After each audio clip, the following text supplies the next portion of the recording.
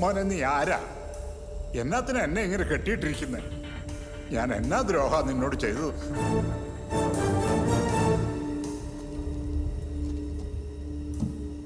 ഈ 3 ചോദ്യങ്ങൾക്കും കൃത്യമായ ഉത്തരങ്ങളുണ്ട് ഫാദർ. പക്ഷേ സഭാ നിയമങ്ങൾ കൃത്യമായിട്ട് അറിയുന്ന പട്ടവേഷധാരിയായ ഒരു വൈദികനെ അറിയില്ലെന്നുണ്ടോ ഈശോ മിശിഹായ്ക്ക് സ്തുതി പറഞ്ഞാൽ തിരിച്ച് സ്തുതി പറയണമെന്നുള്ളത്? ഇപ്പോഴും എപ്പോഴും സ്തുതിയായിരിക്കട്ടെ. എടാ നീ എന്തിനാ എന്നെ കെട്ടിട്ടിരുന്നത്? അഴിച്ചുവിടാ. ഞാൻ നിങ്ങളെ ആദ്യമായിട്ടാ കാണുന്നത്. നിങ്ങളൊക്കെ ആരാ? എനിക്ക് നിങ്ങളെ ആരും അറിയില്ല.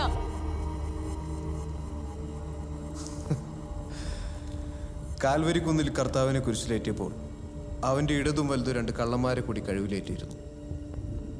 അല്ലേ professor Anandakrishnan and IT professional Shilpa Kurian?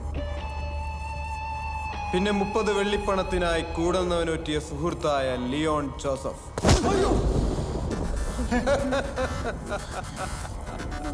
മോനെ നീ പറയുന്ന ഒന്നും ഞങ്ങൾക്ക് വ്യക്തമല്ല. നീ എന്നാത്തിനാ ഞങ്ങൾ ഇതൊക്കെ ചെയ്യുന്നത്?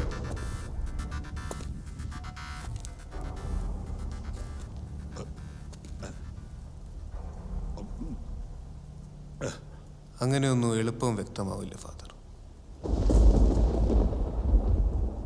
ശരി, ഞാനൊരു കഥ പറയാം.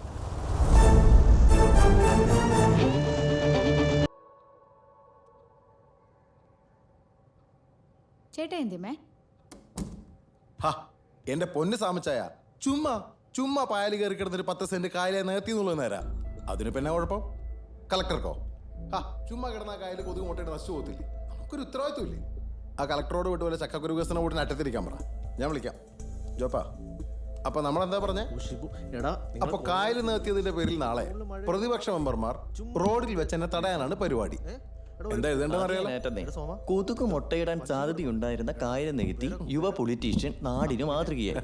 അതെ, മറ്റേ ആ കൊതുകുമുട്ട ഹൈലൈറ്റ് ആയിക്കോട്ടെ. ശരി സാർ. ജോപ്പാ, പോകുന്ന വഴിക്ക് പുള്ളി നമ്മുടെ ബാറിൽ നിന്ന് കയറ്റി. അത് ഞാനായിട്ട് കായൽ നിർത്താൻ പാടില്ല അത്ര. ഞാൻ വേണ്ടി വന്ന കടലിൽ നിർത്തും. തെണ്ടികള്.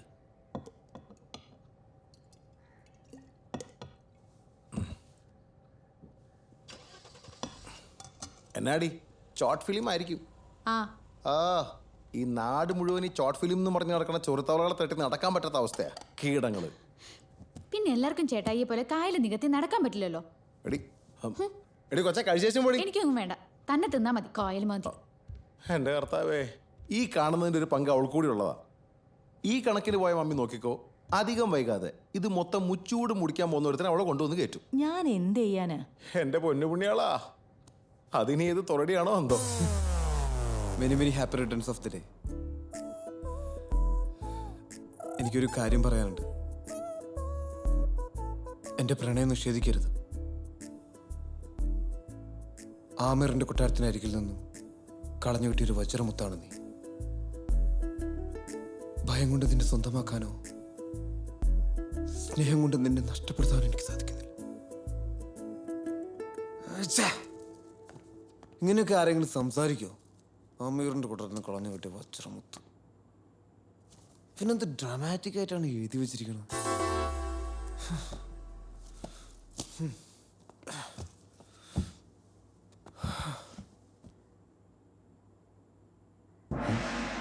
ഓരോരുത്തർക്ക് കിടക്കുന്നുണ്ട് സ്ഥലം.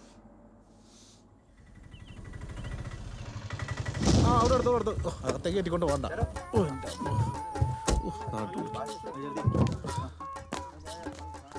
ഇമാരെ ഇറങ്ങിയില്ലേ? ഇറങ്ങണല്ലാണോ?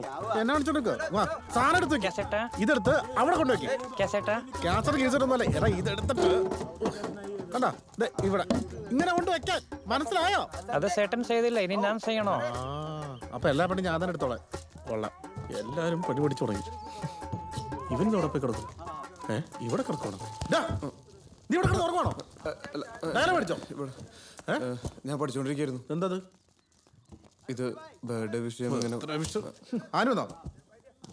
അവിടെ നിന്ന് മേക്കപ്പ് ചെയ്തോണ്ടിരിക്കുകയാണ്. അതൊക്കെ അറിയുന്നുണ്ടല്ലേ? ഈ സീനിലെ ഡയലോഗുകൾക്ക് കുറച്ച് ഡ്രാമയില്ല. ഡ്രാമ? എടാ, സിനിമ എന്ന് പറഞ്ഞ ഡ്രാമയല്ലേ?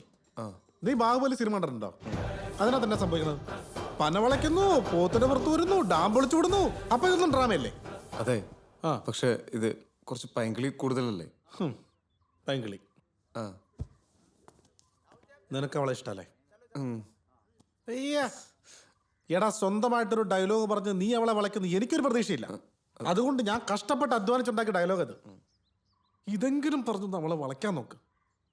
അതെ, ഇല്ലെങ്കിൽ സാധനം എടുത്ത് വിൻസെന്റ് കൊടുക്കും. വേണോ?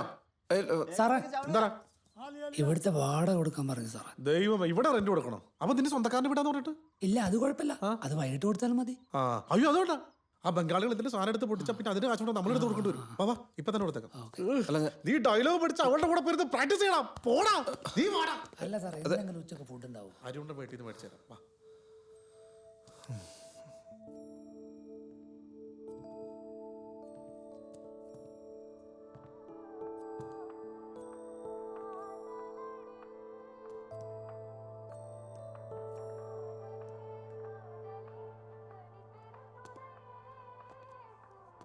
Annie, Annie. ആ വിനു, എന്താ വിനു? ഞാൻ വാ ഇരിക്കടാ.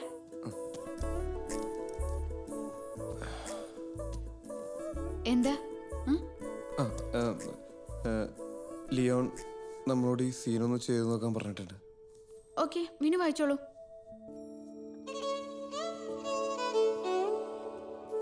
ഇങ്ങനെ ഇരുന്ന് കഴിഞ്ഞാൽ ഒരു ബുദ്ധിമുട്ട്, നമുക്കിങ്ങനെ നിന്ന് കഴിഞ്ഞാൽ കുറച്ച് എളുപ്പമുണ്ടാവും. ഓക്കെ. ആനിയുടെ ബർത്ത്ഡേക്ക് ആന്റിയുടെ ബർത്ത്ഡേക്കോ? അല്ല, ലക്ഷ്മിയുടെ ബർത്ത്ഡേക്ക് ഇങ്ങനെ ഞാൻ ഗിഫ്റ്റായിട്ട് വരുന്ന സീനാണ് എടുക്കാൻ പോണത്. ഇത് താഴെ ഞാൻ ഗിഫ്റ്റായിട്ട് വന്നിട്ട് I love you Lakshmi. I love you Lakshmi എന്നോ? ബർത്ത്ഡേക്കോ? അല്ല, many many happy returns of the day Lakshmi. Okay എന്ന് പറഞ്ഞ് ഗിഫ്റ്റിന് അങ്ങോട്ട് തരും. ഓക്കെ. എന്നിട്ട് എന്നിട്ട് എന്നിട്ട് ആനയുടെ കാല് പിടിച്ച്, അല്ല ലക്ഷ്മിയുടെ കൈ പിടിച്ച് കുറച്ച് അടുപ്പിച്ച്,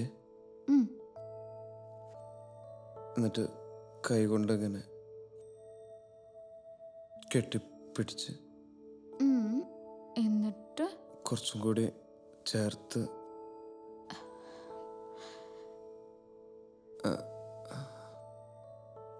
ലക്ഷ്മിയുടെ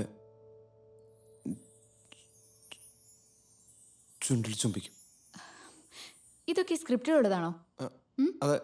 ആണോ? ലിയോണിപ്പോ എഴുതി ചേർത്താ. ശരി, അപ്പൊ ഞാൻ ലിയോണോട് ചോദിക്കാം. ലിയോ,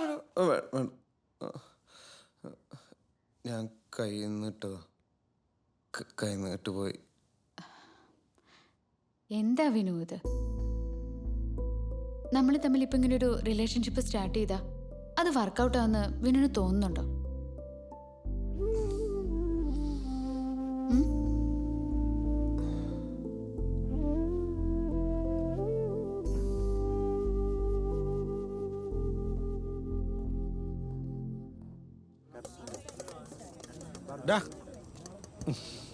എടാ, നീ വിചാരിക്കും പോലെ അവളുടെ മനസ്സിലെങ്കിൽ നീ ഇല്ല. അങ്ങനെ ആയിരുന്നു അവർ നേരത്തെ നിന്റെ അടുത്തേക്ക് വന്നേനെ. ഇതിപ്പോ എത്ര വർഷമായടാ ഇത് പിടി. എന്തൊരു ചൂട്.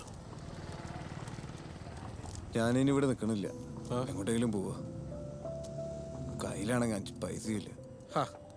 കാശൊക്കെ ഞാൻ ഒപ്പിച്ചു തരാം. നീ ഷോർട്ട് ഫിലിമിന്റെ ഷൂട്ട് കഴിയുമ്പോൾ എങ്ങോട്ടെങ്കിലും ഒന്ന് മാറിയേക്ക്.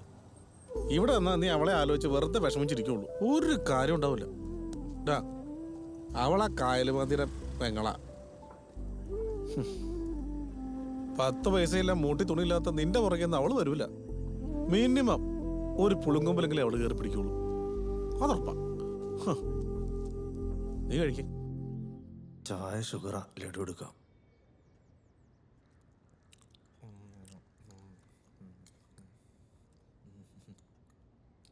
ലഡു ഉള്ളു. ജോവലിന് അമേരിക്കയിൽ മാത്രമല്ല ബിസിനസ്, വേറെ പല രാജ്യങ്ങളിലും ഉണ്ട്.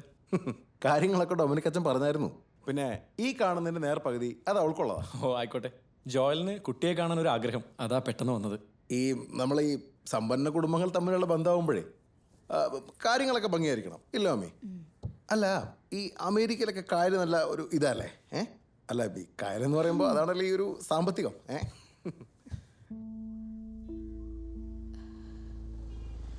എല്ലാ പെൺകുട്ടികളെ പോലെ തന്നെ എൻ്റെ കാര്യത്തിലും ഡിസിഷൻസ് എടുക്കുന്നത് എൻ്റെ ഫാമിലിയാണ്. അവരെ അനുസരിക്കാൻ എനിക്ക് പാവും. എനിക്കറിയാം, ഞാൻ നിന്നെ കുറ്റപ്പെടുത്തില്ല. വീട്ടുകാർക്കറിയാവുന്നൊരു അമേരിക്കൻ ഫാമിലിയാണ്. അവരിന്നലെ വീട്ടിൽ വന്ന് കണ്ട് സംസാരിച്ച് എല്ലാം പറഞ്ഞുറപ്പിച്ചു.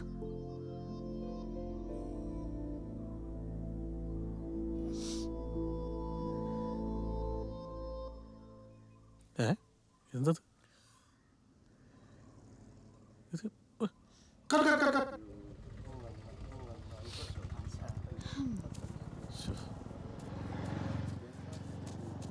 ആനി ഒരു മിനിറ്റേ.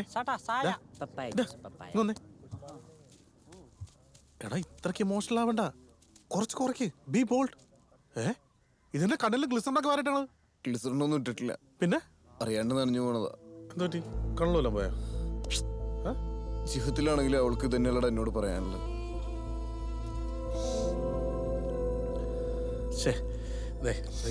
സീൻ വെറുതെ കൊണ്ടുവരാക്കല്ലേ. വന്നേ, ആണെങ്കിലല്ലേ. അതെ, നെക്സ്റ്റ് ഡയലോഗ് എന്താണെന്ന് വെച്ചാൽ, ഇനി ഒരിക്കലും തിരിച്ചു വരില്ല എന്ന പ്രാർത്ഥനയോടെയാണ് ഞാൻ പോകുന്നതെന്ന് പറഞ്ഞിട്ട് ഗുഡ് ബൈ പറയാം. എന്നിട്ട് ലെഫ്റ്റ് ഔട്ട് അങ്ങോട്ട് പോയാൽ മതി. ഓക്കെ? എടാ, അതൊക്കെ റെഡിയാ. നീ ആ ഫ്രെയിമിൽ നിന്ന് മുടി എടുത്ത് മാറ്റ്. ഓക്കെ, എടുക്കാം. റെഡി അല്ലേ? Ready. Okay sir. Camera rolling ആണ് സാർ, റോളിംഗ് ആണ്. ആക്ഷൻ. ഇനി ഒരിക്കലും നേരിൽ കാണരുതെന്ന പ്രാർത്ഥനയോടെയാണ് ഞാനിപ്പോൾ പോകുന്നത്. പതിയെ ഗുഡ് ബൈ പറഞ്ഞ് ഫ്രെയിം ഔട്ടായിക്കോ. ഇനി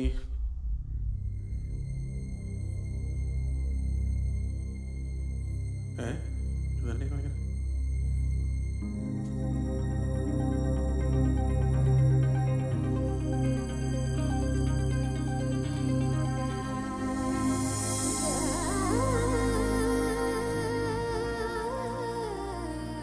അങ്ങനൊരു ഗുഡ് ബൈ പറഞ്ഞു പോവാനല്ല, കുഞ്ഞുനാൾ മുതലേ ഞാൻ നിന്നെ മനസ്സിൽ കൊണ്ടു നടന്നത്. സാറേ, ആ ഡയലോഗ് ഇല്ലാത്ത കട്ട് പറ. ഇല്ലില്ല, പോണോടത്തോളം പൊക്കോട്ടെ. പൊക്കോട്ടെ. എന്തെങ്കിലും നീ ഇത് എന്നോട് പറയുമെന്നോർത്തിട്ടാ ഞാൻ ഇത്രയും നാളെ കാത്തിരുന്നത്. സാരല്ലടാ, ഇരിക്കൂർ വീട്ടിലെ ജോസിൻ്റെയും കത്രീനയുടെയും മകളായ ആനിയെ കേട്ടാൻ നീ റെഡിയാണോ?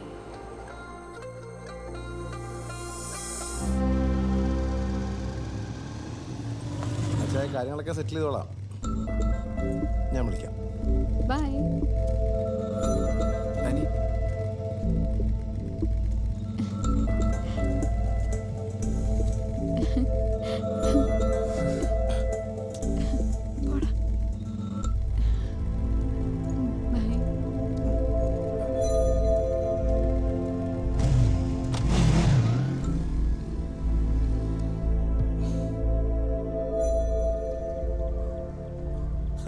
ഞാൻ കൊണ്ടുവന്ന ആലോചന വേണ്ടാന്ന് വെച്ച് നിന്റെ പെങ്ങള് പോയി കണ്ടെത്തിയ പുതിയ ബന്ധം കൊള്ളാം. എടാ, നീയൊക്കെ എവിടത്തെ ആങ്ങളെയാ ആൽബി? ഞാനിത് എന്നാ ചെയ്യാനാച്ചോ? ഞാൻ പറഞ്ഞാൽ അവള് കേൾക്കുകയല്ല. എടാ, പെമ്പിള്ളാർക്ക് ഈ പ്രായത്തിൽ അങ്ങനെ പലതും തോന്നും. പക്ഷേ പറയേണ്ടവര് പറയേണ്ട പോലെ പറഞ്ഞാൽ അവര് പിന്മാറും. ആൽബി, ഈ സന്ദർഭത്തിൽ ബുദ്ധിയാ ഉപയോഗിക്കേണ്ടത്. മനസ്സിലാവുന്നുണ്ടോ?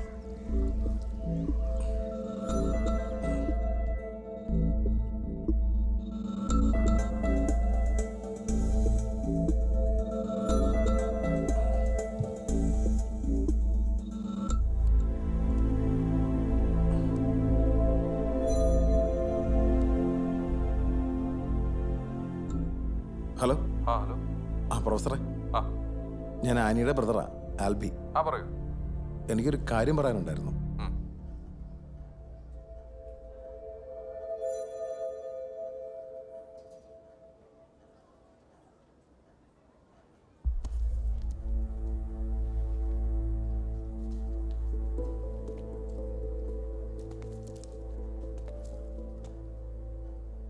നിന്റെ ചേട്ടൻ പറയുന്നതിലും കാര്യമുണ്ട്.